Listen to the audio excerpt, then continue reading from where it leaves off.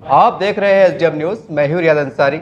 इस वक्त मैं महाराष्ट्र के ऐतिहासिक शहर औरंगाबाद से बात कर रहा हूं और आज मैं वंचित बहुजन अघाड़ी के कार्यालय पे मौजूद हूं।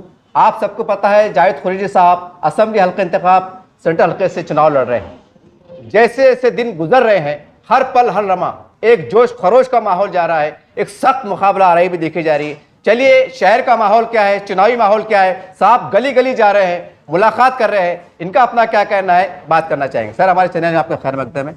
सर जब से चुनाव हुआ है एक मुकाबला दिन दिन टफ होते जा रहा है, कैसा देखते हैं आप इस इलेक्शन को? क्या कैसा देख रहे थे बोले तो?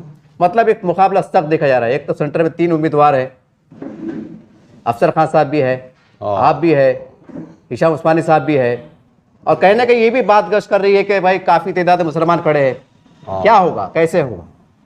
नहीं होगा ये कि आपको मालूम है कि औरंगाबाद की सियासत में SC ST OBC आदिवासी और मुसलमान जी इन्होंने एक जगह आए तो मेंबर ऑफ पार्लियामेंट यहाँ से कामयाब हुए। जी आज फिर असेंबली के मौके पर ये 3-4 कौमें एक साथ फिर से जमा हो रही।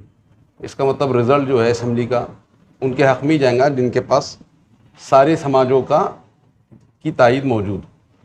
कोई हिंदुओं को लेके अपना वोट बैंक बना रहा है, कोई मुसलमानों को लेके अपना वोट बैंक बना रहा है। जी हमारी कोशिश ये है कि जितनी मजलूम कौमें उन सबको एक जगह जमा कर और फिर उसके अंदर जो है कामयाबी हासिल करें। और पिछले रिज़ल्ट को देखते हुए हमको ऐसा महसूस हो रहा कि हम सारी मजलूम कौमों के साथ में हैं।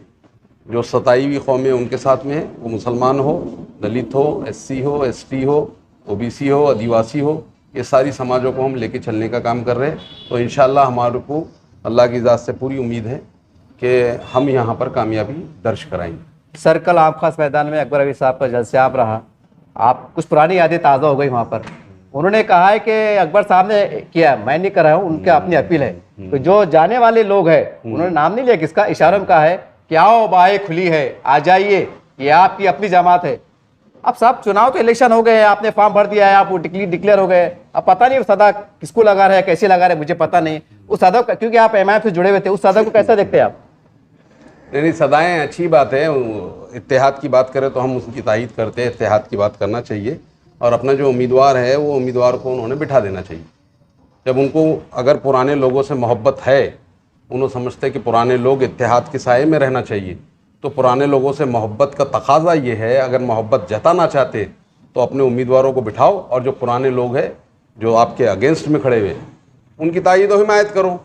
बहुत अगर ये बातूनी अगर बात करना है तो वो सब ठीक है। फिर अगर वाकई में आप जो है पुराने लोगों से मोहब्बत करते हैं, उनकी इज़्ज़त करते हैं, बड़े इत्तेहाद का दामन फैला रहे हैं, तो इत्तेहाद का दामन का तकाजा ये है, अपनी मोहब्बत का तकाजा ये है कि पुराने लोगों को लीडरशिप दो, पुराने लोगों को आगे बढ़ाओ।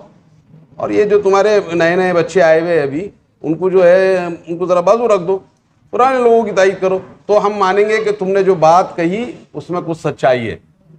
देखिए सर आप ये है, आपने जैसा कहा कि पुराने लोगों की तायद करो, लेकिन आप तो वंचित से खड़े हैं। वंचित से तो पहले भी अलायंस हुआ है ना उनका, अभी एक बार फिर कर दो मेरी तायद करके। क्या इतना सियासी ज़र्फ नहीं है क्या मुमकिन है ऐसा हो सकता है? इतना सियासी ज़र्फ पैदा करना पड़ेगा। अगर आप बोलते कि हमारे सियासत हमारे घर की लौंडी है, अगर ये अल्फाज है आपके, तो आपको ये ज़र्फ बताना पड़ेगा। फिर वो भी ज़र्फ बताना पड़ेगा। फिर उधर सदा निकली कि भाई मतलब वंचित वाली भी MIM को सपोर्ट करो, कुछ ऐसी भी आवाज। वो तो बात भी हो सकती है ना। आप थोड़ा ज़र्फ तो निकालो अपना। क्या इससे क्या स्टेजों के ऊपर तकरीरें करके जो है बातें कर देने से हो जाएगा क्या सब? आपको सियासी ज़र्फ बताना पड़ेगा, जैसा हमने बताए थे 2019 में हम बैठ गए थे यहाँ पर उलमा कराम के बोलने के ऊपर। तो ये सियासी ज़र्फ, ये सियासी गट्स अपने अंदर पैदा करने का, स्टेज पे फेगम फाक करने से क्या होता? सर ये तो ब्रेकिंग न्यूज है कि बिल्कुल ब्रेकिंग न्यूज है। बिल्कुल बिल्कुल अगर डिक्लेयर हो चुके उम्मीदवार उस वक्त भी अगर बातचीत हो सकती है बोले तो बहुत हैरान बताओ, बोलना लगो क्या अपना सियासी ज़र्फ बताओ, बोलो उनको। क्या महाराष्ट्र में ऐसा हुआ सर? सियासी क्यों नहीं हो सकता, बहुत बार हुआ ऐसा। ये आधा हमारे मरहूम दोस्त अजीम इनकलाब साहब ने अफसर खान के हक में जो है नहीं हुए थे विड्रॉ पिछले इलेक्शन में पार्लियामेंट के जी, तो अब क्यों नहीं हो सकता? तो उसके लिए ना सियासी गट्स की ज़रूरत है, सियासी ज़र्फ की ज़रूरत है। ये अगर अपने अंदर होंगे तो बात करेंगे। स्टेज पे खड़े रह के कुछ भी फेकम फाक करने से थोड़ी मसले हल होते। सर, महायुति ने मुसलमानों को ज़्यादा टिकट नहीं बल्कि दी नहीं है, और महाविकास आघाड़ी ने बराए नाम नमक से भी कम में तादाद में टिकट दिया है मुसलमानों को। लेकिन प्रकाश अंबेडकर साहब ने बड़ी तादाद में 20 के आसपास टिकट दिया है। ऐसी अफवाहें गश्त कर रही है, आप पे इल्जामात लग रहे हैं कि भाई मुसलमानों के वोट बैंक को तोड़ने के लिए, इंतजार फैलाने के लिए वंचित बहुजन आघाड़ी ने बड़ी संख्या में मुसलमानों को टिकट देने का काम किया है। वंचित बहुजन आघाड़ी मुसलमानों को वोट दे रही है।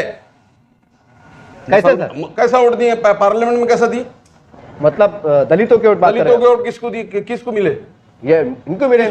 और अभी आज भी जो है, आज भी हम दावा कर रहे हैं जितने मुसलमान उम्मीदवार खड़े हुए, वंचित बहुजन आघाड़ी का वोट मुसलमानों के साथ खड़ा हुआ है। मुसलमानों ने उनको वोट देना चाहिए।